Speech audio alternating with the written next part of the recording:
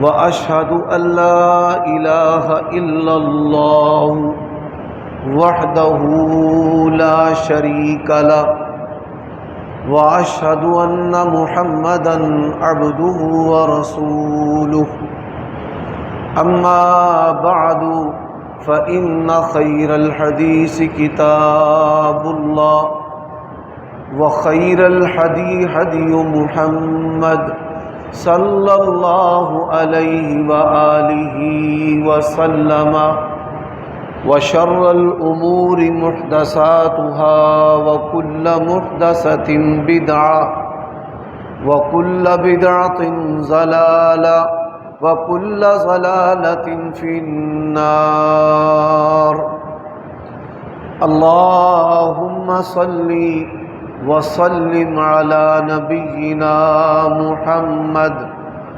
وبارك وسلم وصل عليه أعوذ بالله من الشيطان الرجيم بسم الله الرحمن الرحيم ألف لام ميم تلك آيات الكتاب الحكيم الذين يقيمون الصلاة ويعطون الزكاة وهم بالآخرة هم يوقنون أولئك على هدى من ربهم وَأُولَئِكَ هُمُ الْمُفْلِحُونَ۔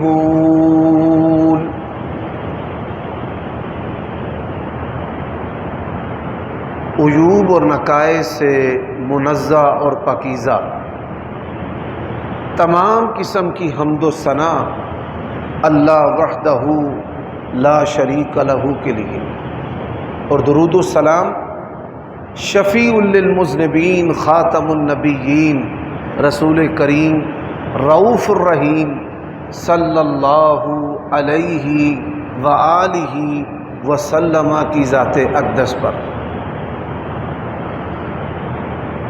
سامعین محترم،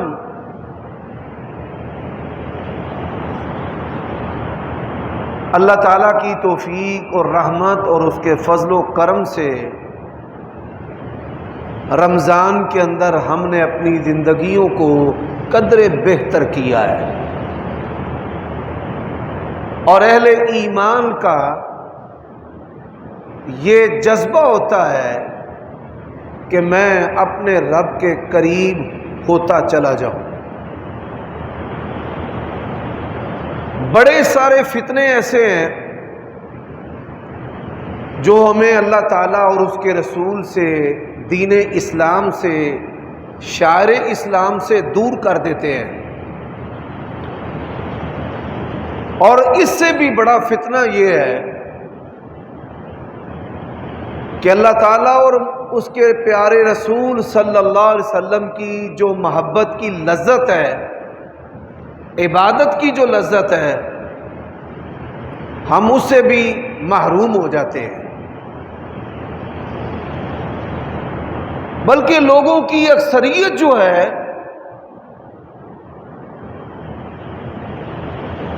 ان کا یہ مزاج ہے کہ آپ نے اگر ان سے کوئی نیکی کروانی ہے تو آپ ان کو بڑے اجر کی بشارت دیں، جنت کا ٹکٹ تھمائیں، پھر وہ نیکی کرنے کے لیے تیار ہوتے ہیں، یا آپ اس کے جذبات کے ساتھ کھلواڑ کریں کہ اس کے والدین دنیا سے گئے ہیں، اس کے گھر پہنچ جائیں کہ اتنے پیسے دے دو، مسجد اور مدرسے کے ساتھ تعاون کر دو، اور تیرا جو مرحوم ہے، میت ہے، وہ اللہ تعالیٰ کی جنت کے اندر چلی جائے گی۔ اس کے جذبات سے کھیل کر اس سے پیسے لینا۔ حضرات، اسی طرح اللہ تبارک و تعالی اور اس کے پیارے رسول صلی اللہ علیہ وآلہ وسلم کی جو محبت ہے، ہماری اکثریت جو ہے وہ اس سے ناواقف، محروم، ان کی زندگیوں کے اندر اس کا تصور تک نہیں ہے۔ اور ہماری طبیعت کیا ہے؟ جس چیز کے اندر لذت ہے وہ شہر کے کسی کنارے ہو، ہم وہ چیز وہاں کھانے کے لیے، زبان کا چسکا لینے کے لیے وہاں پہنچ جاتے ہیں۔ اب ہم یہی چاہتے ہیں کہ یہ لذت جو ہے اگر اللہ تعالیٰ اور اس کے رسول کے ساتھ ہمیں ملے تو پھر ہم دیندار ہیں، اور اگر ہمیں نہ ملے تو پھر ہم دین سے دور ہیں۔ اور بڑی معذرت کے ساتھ جو مذہبی لوگوں کی اکثریت ہے وہ اکثریت ظاہری شکل و صورت کو لبادے کے طور پر استعمال کرتے ہیں۔ میں بڑی معذرت کے ساتھ عرض کر رہا ہوں کہ داڑھی کو، سلوار کو ٹخنوں سے اوپر رکھنا، بظاہر شریعت کا پابند نظر آنا، مسجد میں آتے اور جاتے نظر آنا، اس کا مقصد دنیا کا مال کمانا ہوتا ہے، ٹریڈنگ کرنا ہوتا ہے کہ لوگ ہمارے اوپر اعتبار کریں اور ہم اس اعتبار سے تجارت کریں اور دنیا کا مال کمائیں۔ آپ صلی اللہ علیہ وآلہ وسلم کا فرمان سن لیں، فرمایا لا تجعل الدنیا اکبر ہمنا ولا مبلغ علمنا۔ اے اللہ، ہماری زندگی کا مقصد، جینے کا مقصد، تکلیف اٹھانے کا مقصد، راتیں جاگنے کا مقصد، 18 گھنٹے محنت کرنے کا مقصد، لا تجعل الدنیا اکبر ہمنا، اس کا مقصد صرف دنیا نہ بنا دینا، ولا مبلغ علمنا، انسان کے اندر علم آتا ہے تو اللہ تعالیٰ کے ساتھ دوستی ہوتی ہے، اس کے پیارے رسول کے ساتھ دوستی ہوتی ہے، کیونکہ اللہ تعالیٰ نے قرآن مجید میں کہا ہے انما یخشی اللہ من عبادہ العلماء، اللہ سے جو ڈرنے والے بندے ہیں وہ علم والے ہیں، وہ علماء ہیں۔ لیکن یہاں پر کیا کیا جاتا ہے؟ ہم درجہ اولا سے اچھے خطیب بنتے ہیں۔ اچھے خطیب کیوں بنتے ہیں؟ پیسے زیادہ ملیں گے، بڑی گاڑی ہوگی، ملک سے باہر تبلیغ کے جو ٹورز ہیں ان پر بڑا گھر ہوگا، اور یہی وجہ ہے کہ دنیا کا یہ متمع سامنے رکھ کر اللہ سے ڈرنے والا عالم بننے کی کوشش نہیں کی جاتی، بلکہ دنیا کمانے والا جو عالم ہے وہ بننے کی کوشش کی جاتی ہے۔ یہ وہ چیز ہے جس کے بارے میں نبی علیہ الصلوۃ والسلام نے فرمایا ولا مبلغ علمنا۔ حضرات، آپ صلی اللہ علیہ وآلہ وسلم کا ایک اور فرمان سنیں۔ نبی علیہ الصلوۃ والسلام نے فرمایا کہ جس کی زندگی کا مقصد، ڈگری کا مقصد، اس کی جو صلاحیتیں اور قوتیں ہیں، اس کا مقصد جو ہے وہ دنیا ہو، اور میں دنیا آگے بھاگتی ہے وہ پیچھے بھاگتا ہے،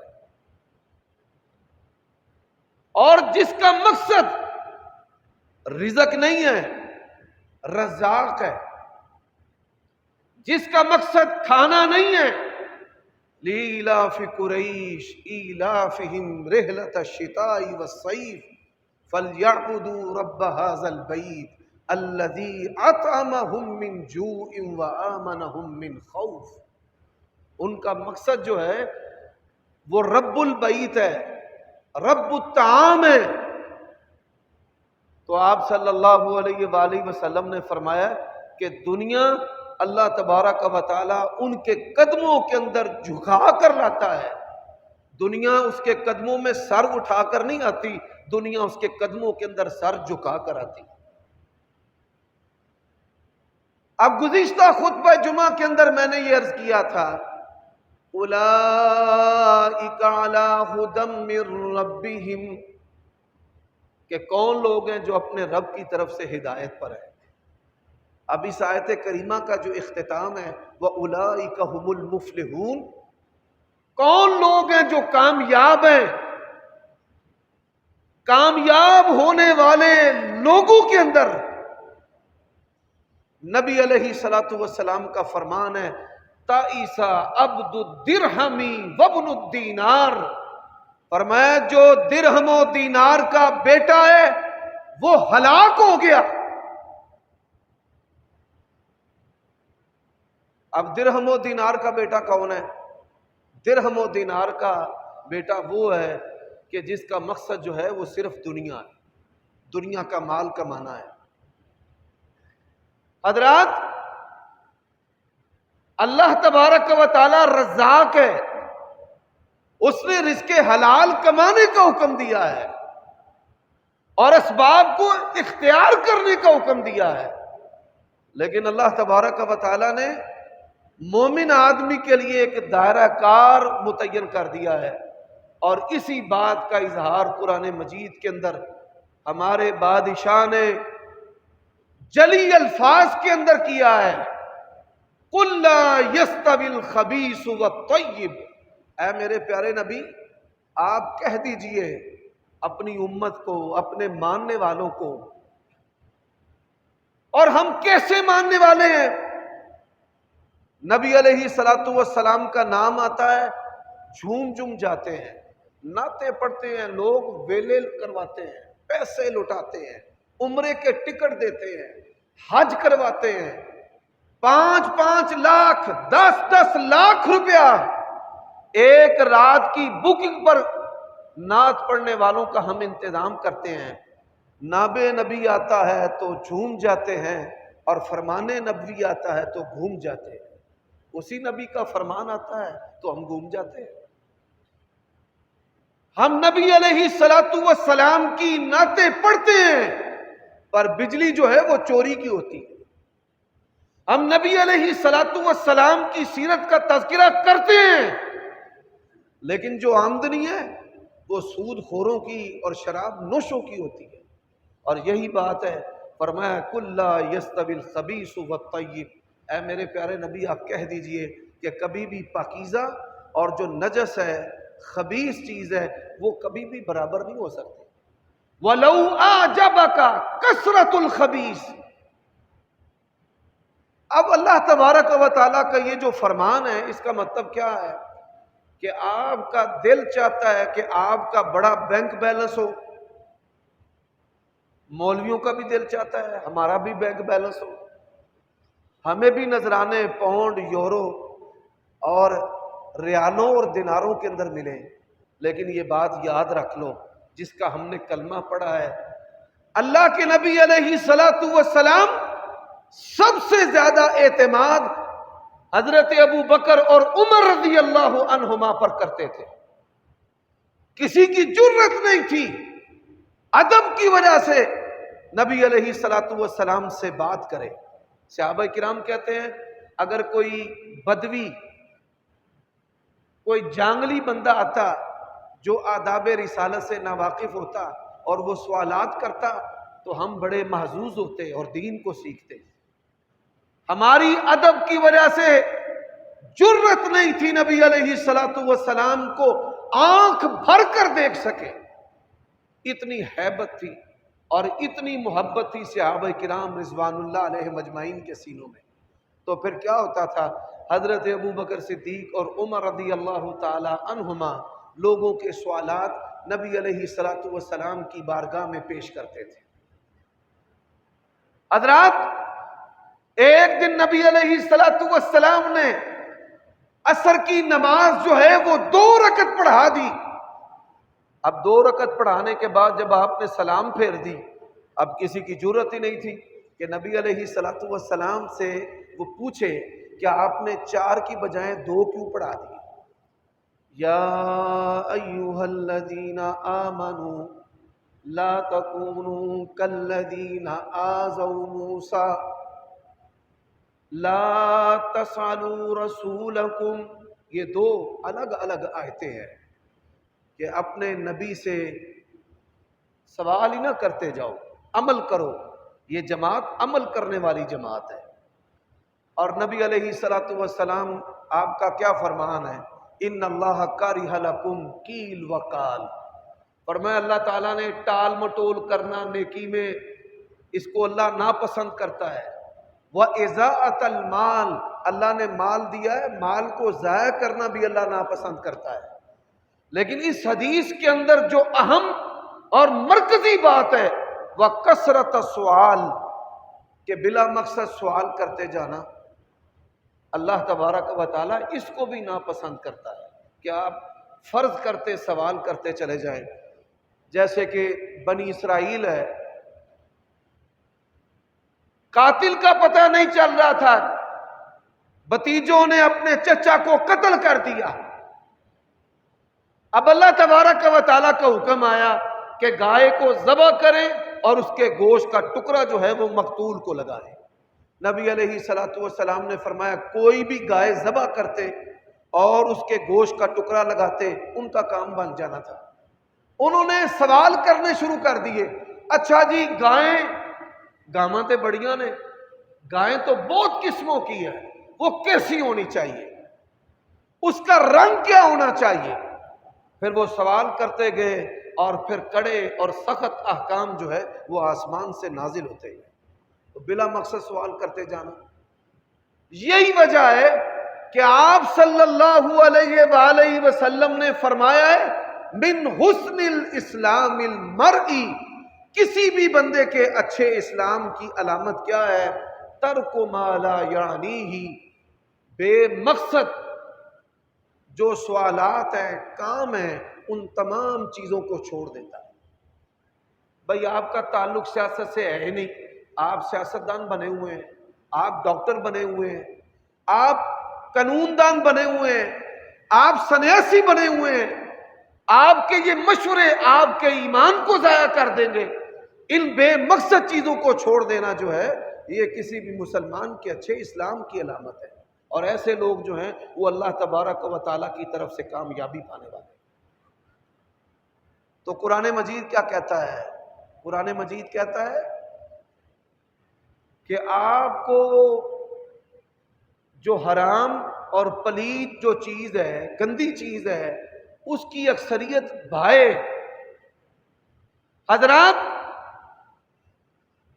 شیطان جو ہے وہ انسان کی نگاہوں کے اندر زانیہ عورت کو مزین کرتا ہے، شراب کی بدبو پیشاب کی بدبو سے بھی بدتر ہے۔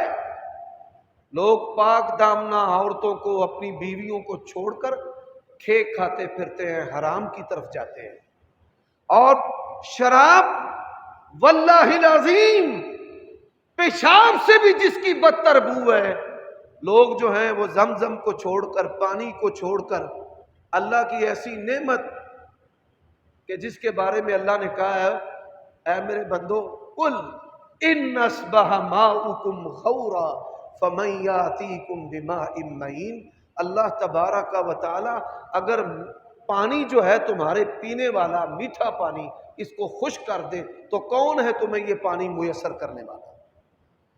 تو اللہ کے بندو حلال اور حرام کے اندر فرق کرنا، ہر وقت اپنے دل کا جائزہ لیں، ہر وقت اپنے دل کا جائزہ لیں۔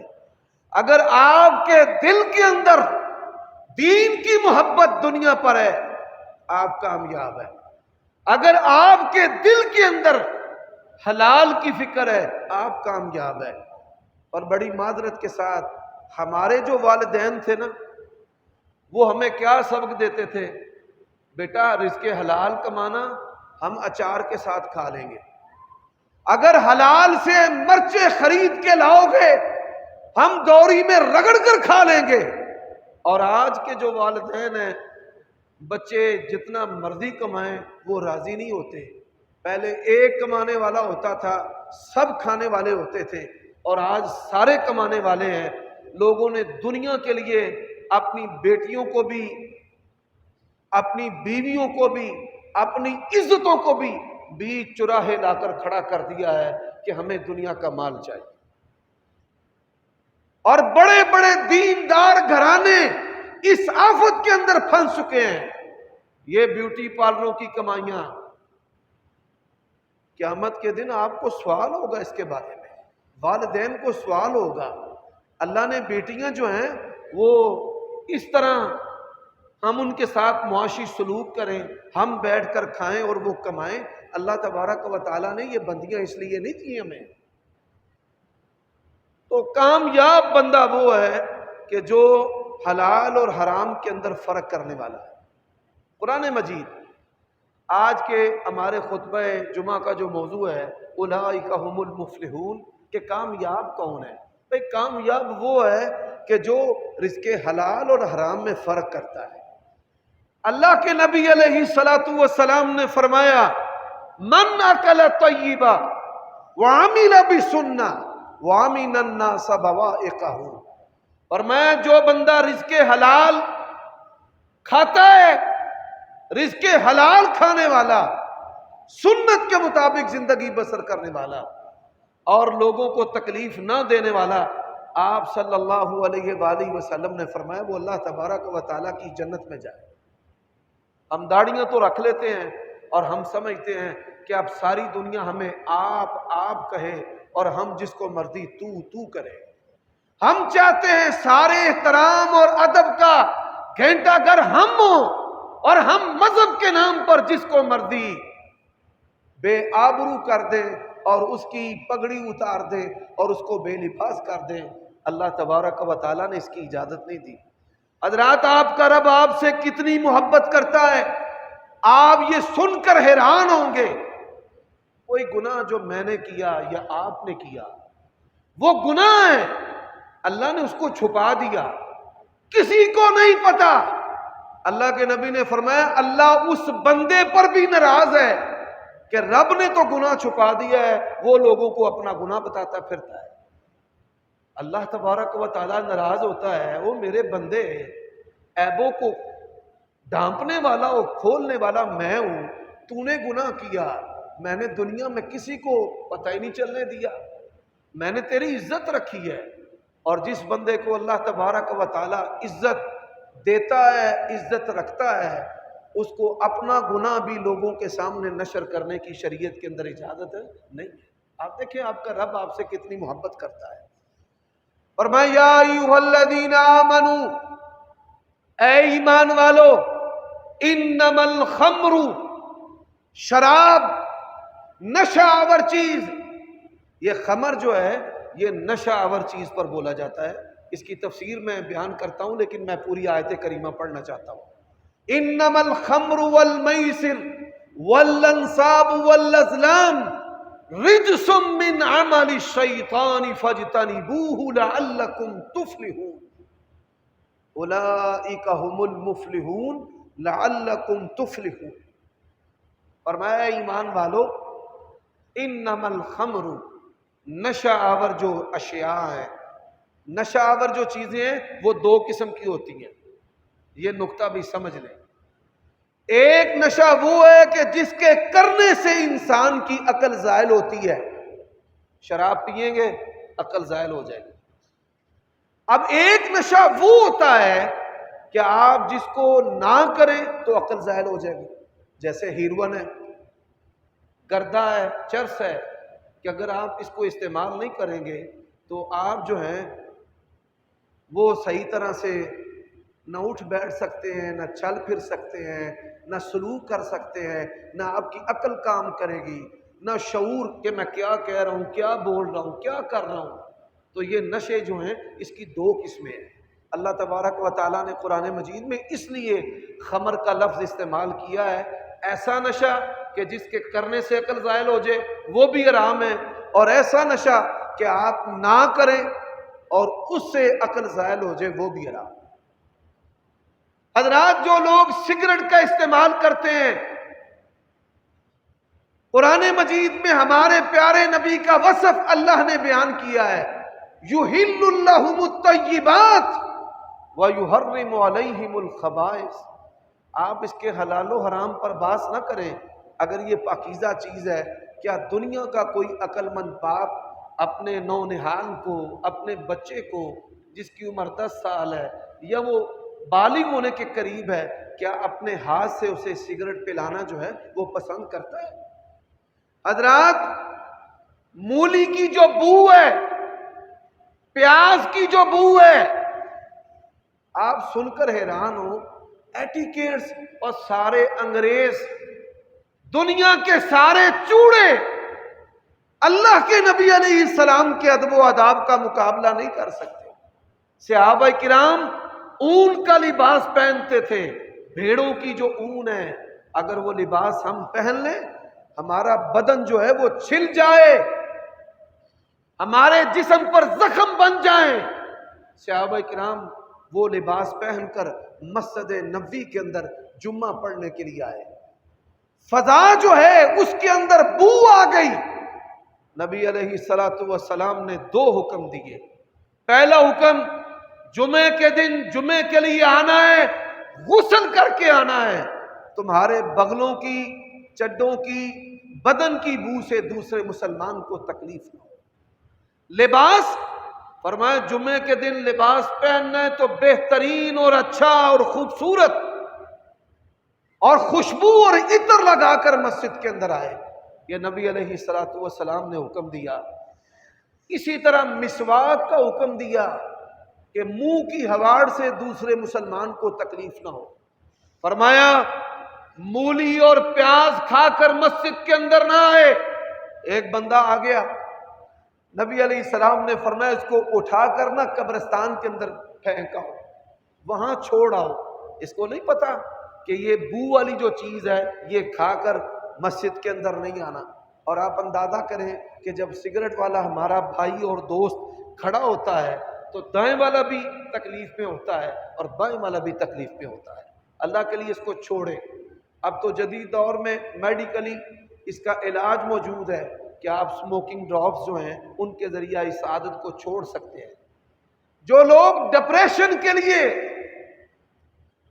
دماغی بوجھ کے لیے سگریٹ کا استعمال کرتے ہیں کہ پریشانی ہوئی اور سگریٹ لگا لیا، الا بذکر اللہ تطمئن القلوب، جب پریشانی ہو اللہ کے نبی نے بتایا ہے، اللہ اللہ ربی لا اشرک بہ شیئا لا الہ الا انت سبحانک انی کنت من الظالمین، پڑھا کریں لا حول ولا قوت الا باللہ۔ آپ نے علماء سے سنا ہے لا حول ولا قوت الا باللہ جنت کے خزانوں میں سے خزانہ ہے۔ آپ نے اس کا ایک معنی سنا ہے کہ میں گناہ سے نہیں بچ سکتا اللہ کی توفیق کے بغیر، میں نیکی نہیں کر سکتا اللہ کی توفیق کے بغیر۔ جس کا گھر نہیں ہے، اولاد نہیں ہے، دکان نہیں ہے، بچوں کے رشتے نہیں ہوتے، وہ تمام لوگ میری بات کی طرف کان لگائیں۔ ایسے لوگ جو اپنی خواہشات کی تکمیل چاہتے ہیں ان کے لیے سب سے پرتاثیر جو وظیفہ ہے ولا لا حول ولا قوت الا باللہ۔ کیوں ہے یہ حال یحول طلباء اور علماء بیٹھے ہیں، حال یحول حولا، اس کا معنی ہوتا ہے ایک حالت سے، یعنی جو کم تر حالت ہے، ایک حالت سے بہتر حالت کی طرف جانا، برائی سے اچھائی کی طرف جانا، غربت سے غنا کی طرف جانا، قرض سے کاروبار کی طرف جانا، رشتے نہ ہونے سے رشتے ہونے کی طرف جانا۔ اس کے لیے کیا پڑھنا ہے؟ لا حول۔ اس کا معنی یہ ہے اے اللہ میں اس حالت سے نکل نہیں سکتا الا باللہ، مجھے اس حالت سے نکالنے والا کون ہے؟ اللہ۔ اس لیے یہ پڑھا کریں لا حول ولا قوت الا باللہ۔ میرے بھائیو دوستو، تو یہ بات میں نے آپ کو بتائی ہے کہ آپ جس مقصد کے لیے نشہ استعمال کرتے ہیں، لوگ محبت چھوٹ جائے ہو جائے تو نشہ استعمال کرتے ہیں۔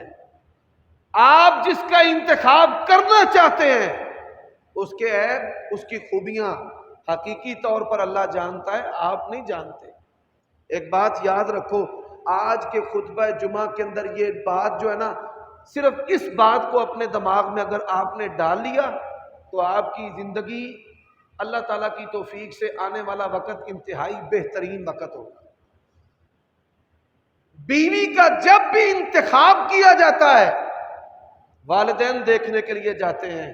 نبیوں کے دور سے دنیا کے اندر یہ نظام چلا آ رہا ہے. انبیاء علیہم الصلوۃ والسلام اور صالحین جو ہیں ان کے بھی جب رشتے ہوتے ہیں تو ان کے اکابرین والدین خاندان کے بوڑھے اور معزز جو ہیں وہ جا کر رشتے کا انتخاب کرتے ہیں. آپ نے کبھی غور کیا ہے کہ رشتے کا انتخاب سیکسول پاور کی بنیاد پر نہیں ہوتا؟ جو رشتہ دیکھنے والے ہوئے وہ بیٹی کا انتخاب کرنے جا رہے ہیں، ان میں سے کسی بندے کے دماغ کے اندر شہوت کا خناس اور ناسور نہیں ہے. جو بیٹا دیکھنے جا رہے ہیں، بیٹیاں دیکھ کر لوگ بیٹے بناتے ہیں، وہ اپنی بیٹی کا جوڑ دیکھنے جا رہے ہیں، ان میں سے کسی مرد و عورت کے دماغ کے اندر شہوت کا ناسور نہیں ہے. وہ اخلاق کو دیکھتے ہیں، عادات کو دیکھتے ہیں، آداب کو دیکھتے ہیں، گھر کے بزرگوں کو دیکھتے ہیں، لڑکی کی ماں کو دیکھتے ہیں، اور پھر رشتے کا انتخاب کرتے ہیں، اور پھر حسن و جمال کو بھی دیکھا جاتا ہے. اور یہاں عاشق نہ اخلاق کو دیکھتا ہے، نہ دین کو دیکھتا ہے، نہ حسب و نسب کو دیکھتا ہے، نہ ان کے گھر اقدار کو دیکھتا ہے کہ گھر کے اندر اخلاقی اور دینی قدریں کتنی ہیں. بعض لوگ وہ کافر ہوتے ہیں لیکن گھر کے اندر ماں بہن بیٹی کی تمیز ہوتی ہے. کئی گھروں میں آپ چلے جائیں، جوان بہنیں ہوتی ہیں اور بھائی کچھے ڈال کر ان کے سامنے آتے جاتے اور پھرتے ہیں. ان دیوسوں کو پتہ ہی نہیں ہے کہ گھر میں رہنے کے آداب کیا ہیں اور سونے کے آداب کیا ہیں. اقدار بھی نہیں دیکھتے. اور بعض کافروں کے اندر اتنی غیرت ہوتی ہے کہ وہ اپنی ماں بہن کے سامنے اپنے جسم کے کسی حصے کو نہیں کھولتے.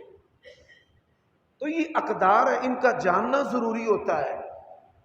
اب جو عاشق ہے ہر چیز سے بے پرواہ، صرف شہوت کی بنیاد پر لڑکی کا انتخاب کرتا ہے. اسلام کی سچائی اگر کسی نے جاننی ہو، اللہ کی قسم اسی بنیاد پر جان سکتا ہے. اللہ کے نبی نے فرمایا ہے عورت کا نکاح 4 چیزوں کی وجہ سے ہوتا ہے: حسن و جمال کی وجہ سے، حسب و نسب کی وجہ سے، مال کی وجہ سے. فرمایا فاظفر بذات الدین تربت یداک. دیندار عورت کے ساتھ نکاح کرنا، خواہ تیرے ہاتھ میں کچھ نہ رہے، تیرے ہاتھ خاک آلودہ ہو جائیں.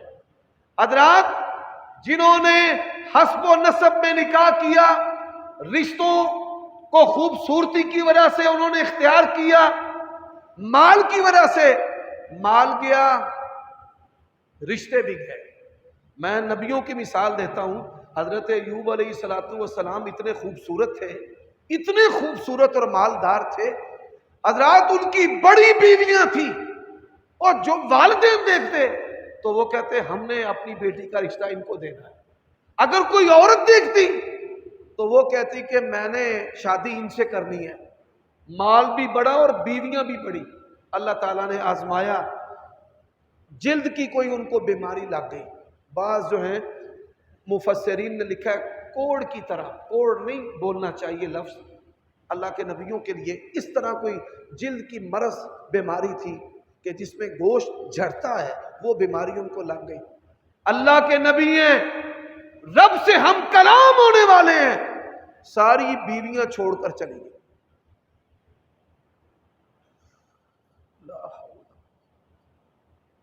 ایک بیوی جو ہے نا وہ رہ گئی.